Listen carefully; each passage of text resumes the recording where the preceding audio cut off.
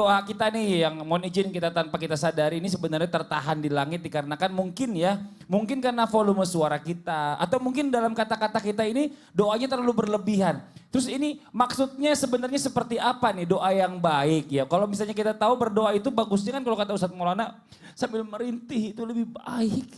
Gimana sebenarnya Bib? Mohon izin Bib. Baik, izin Ustaz Maulana ketawa. Mas Fadli. Kenapa sih saya ikut-ikut? Kan saya kan nyontoin teman saya yang paling deket.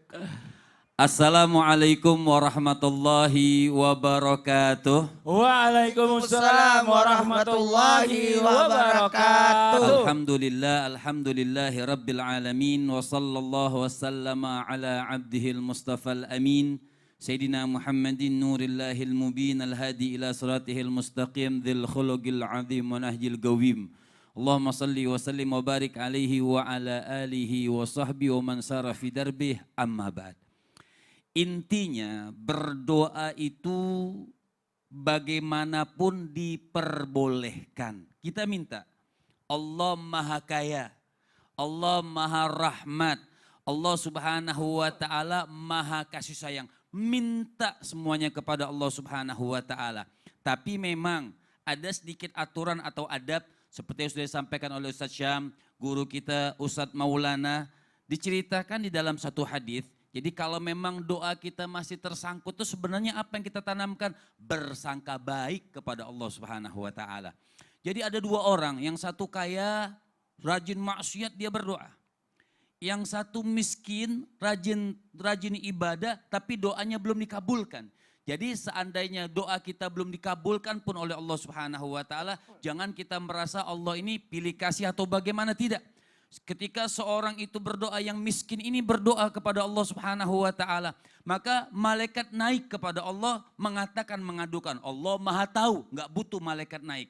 Ketika malaikat ini mengatakan, ya Rabb, fulan miskin, dia berdoa ingin mendambakan rezeki. Kata Allah Subhanahu wa Ta'ala, jangan jawab doanya. Kata malaikat, lima ya Rabb, kenapa wahai Allah?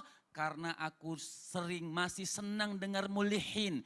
Innallaha yuhibbul mulihin bid-du'a. Jadi artinya Allah senang dengan orang yang merengek, minta kepada Allah Subhanahu wa Ta'ala. Jadi ketika dia belum dikabulkan, kata Allah jangan kabulkan karena Allah Maha Tahu. Mungkin kalau dikabulkan sudah tidak lagi bangun dia tahajud dan tidak lagi merengek kepada Allah Subhanahu wa Ta'ala. Ada orang yang kaya, ketika orang yang kaya ini berdoa dia rajin maksiat, ketika dia berdoa maka kata Allah, malaikat bertanya, ayo kata Allah kabulkan, kasih yang dia mau kasih, kata Allah, sebab aku sudah tidak senang lagi dengan rengekannya. Jadi ada Allah yang senang dengan rengekan, ada Allah yang tidak senang dengan rengekan daripada orang tersebut. Jadi intinya bagaimana? Memang kita tidak boleh diibaratkan dalam satu hadis berdoa yang bersajak. Angkat suara benar gak sih sebenarnya? Angkat suara nih berdoa. Dilihat kalau kita doanya rame-rame kita mimpin kan kita juga gak mungkin doa dalam hati. Enggak ada yang tahu. Terus Amin, bagaimana amin. jamaah amin Iya, gitu kan. benar. Jadi kita lihat situasi, kondisi. Jadi nggak memaknai hadisnya juga harus paham. Kalau kita doa rame-rame nggak mungkin kita melankan suara. Agak dibesarkan suaranya. Terus kalau doa sendiri-sendiri boleh nggak besar suaranya? Boleh saja. Kalau nggak ganggu orang. Misal kita sendirian di rumah juga jangan sampai teriak-teriak tendaga kita. Kenapa tuh orang teriak-teriak doanya? Itu yang nggak boleh. Jadi boleh kita angkat suara sekedarnya. Khufiyah itu artinya dia pelankan suara itu supaya tidak mengganggu orang kita sendiri yang berdoa kepada Allah Subhanahu wa Ta'ala. Dan tidak berlebihan, bersajak.